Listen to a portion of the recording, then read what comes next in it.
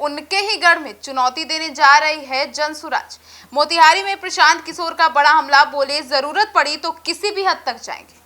नमस्कार, आप देख रहे हैं सिटी पोस्ट लाइव। मैं हूं सृष्टि राज। जनसुराज अभियान के जो सूत्रधार हैं प्रशांत किशोर, उन्होंने मोतिहारी दौरे पर बीजेपी और बिहार सरकार पर जोरदार हमला बोल दिया। उन्होंने साफ कहा कि बीजेपी जिन सीटों को अपना मजबूत गढ़ मानती है, वहां भी अब जनसुराज पूरी ताकत से मुकाबला करेगा।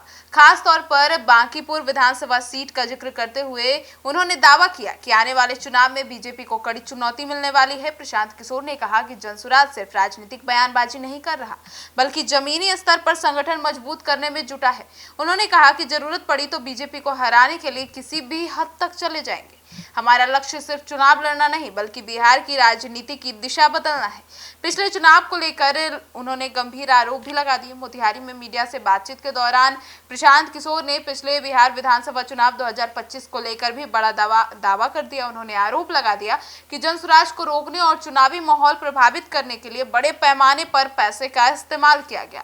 सुनिए और क्या कुछ कहते नजर आए प्रशांत किशोर। आज यहाँ पर जनसुराज के इस कार्यक्रम में उपस्थित हुए हैं। आपने अपना कीमती समय जनसुराज के कार्यक्रम को कवर करने के लिए दिया है, उसके लिए मैं व्यक्तिगत तौर पर और जनसुराज पूर्वी चंपारण परिवार की ओर से आपका धन्यवाद कर रहा हूँ, आपका आभार व्यक्त कर रहा हूँ। नीचे करो। जैसा कि आपने देखा, चुनाव के बाद जो जनसुराज की संगठनात्मक व्यवस्था थी, जिसको भंग कर दिया गया था, ये प्रयास किया गया है कि पिछले 6 महीने में उस संगठन को फिर से पुनर्गठित किया जाए। पुनर्गठित जिला कमेटी की आज पहली बैठक थी और मुझे भी मेरे कुछ राज्य के वरीय साथियों के साथ उस बैठक में हिस्सा लेने का अवसर मिला। कुल 60-70 लोगों ने अपने विचार व्यक्त किए। लोगों ने बिहार बदलाव के जनसुराज के संकल्प को दोहराया, ये बताया कि आने वाले समय में हम लोग कैसे संगठन को और मजबूत करके जनसुराज के विचार को घर घर पहुंचा सकते हैं। उस पर हर तरह के मत लोगों ने रखे हैं।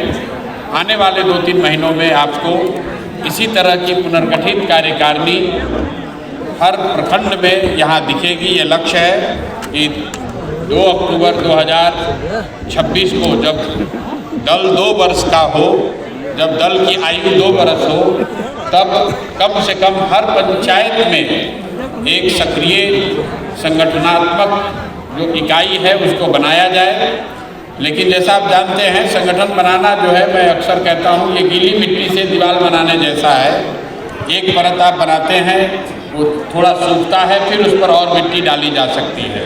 ये कठिन काम है, लेकिन मैं यहाँ के जिला के सभी अपने साथियों को बधाई देना चाहता हूँ कि उन्होंने जी तोड़ मेहनत की है और खास करके चुनाव हारने के बाद का जो माहौल है, उस माहौल में फिर से संगठन सभी साथियों को संगठित करके संगठन का पुनर्निर्माण, ये कठिन काम है। इसलिए जिन साथियों ने भी इस काम को किया है, उसके लिए मैं उनका आभार व्यक्त करता हूँ और ये आशा व्यक्त करता हूँ कि आने वाले समय में पार्टी के राष्ट्रीय अध्यक्ष पार्टी छोड़ दिए, पार्टी के राष्ट्रीय अध्यक्ष ने पार्टी छोड़ दिया, ये आपको किसने कहा?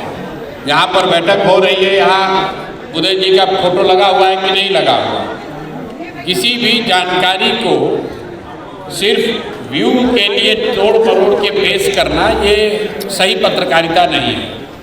उदय जी मेरे व्यक्तिगत मित्र भी हैं, बड़े भाई जैसे हैं, पार्टी में कई लोगों के लिए अभिभावक के जैसे हैं। पार्टी के वो अध्यक्ष थे और अभी पार्टी के राष्ट्रीय अध्यक्ष हैं।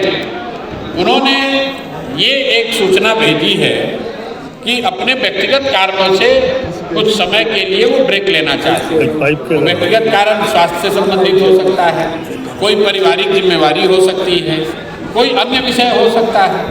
उन्होंने ना पार्टी छोड़ा है, न पद से इस्तीफा दिया है, लेकिन आप जबरदस्ती का खबर बनाना चाहते हैं। 1 साल का उनका कार्यकाल अध्यक्ष का हम लोग के पार्टी के संविधान के अनुसार है और आज भी राष्ट्रीय अध्यक्ष उदय सिंह जी हैं और ये कार्यक्रम हो रहा है और आप देख रहे हैं, उनका फोटो लगा हुआ है ऊपर। तो पटना में लड़की के साथ बदसलूकी हुआ है होटल में, उसके लिए क्या कहना है? देखिए, पटना में जो बदसलूकी हुई है दुखद है, गंभीर मामला है। आप लोग चर्चा भी कर रहे हैं, लेकिन 2-3 दिन चर्चा होगी, फिर चर्चा बंद हो जाएगी। कानून व्यवस्था की स्थिति, जब आप गलत लोगों का चुनाव करेंगे, गलत लोगों को सत्ता की चाबी देंगे तो ये होना ही है।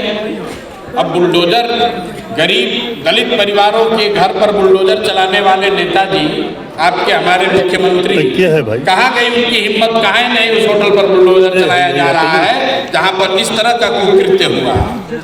नीट की छात्रा के साथ जो रेप हुआ, उसकी हत्या हुई, उस हॉस्टल के मालिकों पर क्या कार्रवाई हुई, कौन अभी तक पकड़ा गया? तो अगर आप जो खुद ही दोषी है, जिसका चरित्र खुद ही दागदार है, वो राज्य के मुखिया के तौर पर रहेगा, तो इस तरह की घटनाएं होती ही रहेगी। इसके लिए सिर्फ नेता दोषी नहीं है, आप और हम गलत लोगों का चुनाव करेंगे तो गलत होगा ही। बाकी अगर किसी के साथ दुर्घटना हुई है तो जनसुराज या समाज के सभी सही सोच वाले लोग उनके साथ खड़े हैं। जो कुछ भी बल पड़ेगा हम लोगों से मदद के लिए वो मदद की जाएगी। लेकिन आप ये मत समझिए कि ये घटना रुकने वाली है। जब सरकार में ऊपर बैठे हुए लोग, उनका चाल चरित्र चेहरा संदेह से ऊपर नहीं है, तो निश्चित तौर पर इस तरह की घटनाएं होती रहेंगी। बाकी पेट्रोलियम पदार्थों का दाम बढ़ा है 10 दिन के अंदर में। पेट्रोलियम पदार्थ का दाम इसलिए बढ़ा है क्योंकि चुनाव अभी नहीं है, तो सरकार आपसे और हमसे टैक्स पूरा वसूलेगी। फिर कल चुनाव आएगा तो अरबा उसना चावल का बात होगा, हिंदू मुसलमान बनाया जाएगा, आप और हम फिर वोट दे देंगे। अब फिर जब चुनाव खत्म हो जाएगा तो कहिएगा कि पेट्रोल का दाम बढ़ा हुआ है। बिहार में यूपी के मुकाबले डीजल और पेट्रोल पर 10 रुपये लीटर का 10 रुपये लीटर ज़्यादा हम लोग आज से 5 बरस से दे रहे हैं। और जिस सरकार ने 10 रुपये लीटर एक्स्ट्रा तेल का दाम यहाँ रखा है बिहार में, उसी एनडीए, उसी जदयू, उसी भाजपा की सरकार को यहाँ लोगों ने 202 सीट जिताकर सरकार बनाया है। तो भाई 10 रुपये पेट्रोल का ज़्यादा दीजिए। फिर अगर आज 5 रुपये बढ़ा है तो क्यों चिल्ला रहे हैं? बिहार में तो, अरे दूसरे राज्य में बढ़ा है तो लोग कुछ बोल सकते हैं। बिहार में तो दूसरे राज्य के मुकाबले 10 रुपया लीटर तेल, डीजल और पेट्रोल यूपी के मुकाबले 10 रुपये ज़्यादा मिल रहा है। और देश में सबसे महंगा डीजल, देश में सबसे महंगा पेट्रोल बिहार में ही मिल रहा है। क्योंकि जो सरकार टैक्स लगाती है केंद्र की, उसके ऊपर से बिहार सरकार ने सबसे ज़्यादा टैक्स लगा रखा है। लेकिन उसी सरकार को हमने आपने वोट दिया है, तो जो बोइएगा वो काटिएगा। अरबा उसना चावल के नाम पर वोट दीजिएगा तो तेल का पैसा तो देना ही पड़ेगा। अब कौन सा रंग देख के भड़क जा रहे हैं तो हम नहीं जानते हैं, लेकिन उनकी जो पृष्ठभूमि रही है उसमें उनका भड़कना, रंग को देखकर, व्यक्ति को देखकर, विचार को देखकर ये जनता को मालूम है। अब पद उनको मिला है तो उनको बिहार को सुधारने की कोशिश करनी चाहिए। बिहार से गरीबी का रंग उतरे, बिहार से पलायन का रंग उतरे, बिहार से भ्रष्टाचार का रंग उतरे। सरकार की प्राथमिकता ये होनी चाहिए, हरा लाल पीला करने से कुछ होने वाला नहीं। राहुल गांधी ने कहा 1 वर्ष के अंदर में एनडीए की सरकार गिर जाएगी, कितनी सच्चाई है? पटना के निजी होटल में अपनी बेटी को भाई इस सवाल का अभी जवाब दिया मैंने। ये जंगल राज के लौटने की आहट है, क्योंकि जो लोग ऊपर बैठे यही लोग तो जंगल राज के चलाने वाले उनके कारक थे। आज वही अपना रंग बदल के, गमछे का रंग बदल के मुख्यमंत्री बन गए हैं, तो उससे वो सुधार थोड़ी ना हो जाएगा। जब जंगल राज, इस लालू जी के राज को जंगल राज कहा गया, उस समय आज के बिहार के मुख्यमंत्री कहाँ थे? उसी जंगल राज के तो हिस्सा थे। तो आज खुद मुख्यमंत्री हो गए हैं, तो उससे बढ़िया राज की अपेक्षा मत रखिए। उपचुनाव चुनाव लड़ रहे हैं सर, चुनाव लड़ेंगे क्या सर आप? बांकीपुर से जनसुराज बहुत मजबूती से चुनाव लड़ेगा। आप लड़ेंगे सर? आ रहा हूँ उस पर। जनसुराज में एक सामान्य अभी सोच बनी है कि बांकीपुर जो पिछले 40-45 साल से भाजपा चुनाव नहीं हारी है, और आज नितिन नवीन जो बांकीपुर के विधायक थे वो भाजपा के राष्ट्रीय अध्यक्ष हो गए हैं, तो उस नजरिए से भाजपा के लिए बहुत प्रतिष्ठा का सीट है। तो अगर भाजपा को वहाँ हराना है तो जन स्वराज की ओर से हर वो प्रयास किया जाएगा ताकि इनको उन्हीं के मकान में, उन्हीं के इलाके में घुस के हराया जाए। आप निश्चित जानिए कि जन स्वराज के पास जो भी शक्ति, संसाधन, व्यवस्था है, हम लोग सब कुछ लगाकर उनको बांकीपुर में हराएंगे ही हराएंगे। आप लड़ेंगे कि नहीं? छोटा सा प्रत्याशी आप होंगे सर? तो भाजपा को छोड़कर आपको चुने बाकी ऐसा है, मैं फिर आपको दोहरा दे रहा हूँ, बांकीपुर विधानसभा भाजपा पिछले 40 साल से नहीं हारी है। 2015 में जब लालू नीतीश जी और कांग्रेस का महागठबंधन था तो भी बांकीपुर नहीं हारे थे। और अब बांकीपुर के विधायक भी भाजपा के राष्ट्रीय अध्यक्ष हो गए हैं। तो भाजपा के लिए ये सबसे प्रतिष्ठा का सीट है।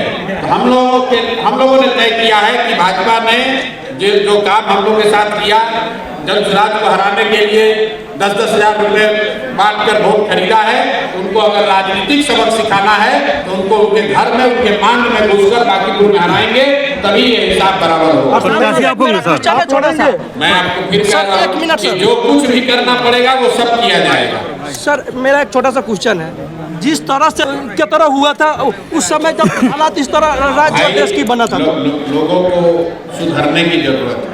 आंदोलन की जरूरत हो ना हो, लोगों को सही वोट देने की जरूरत है।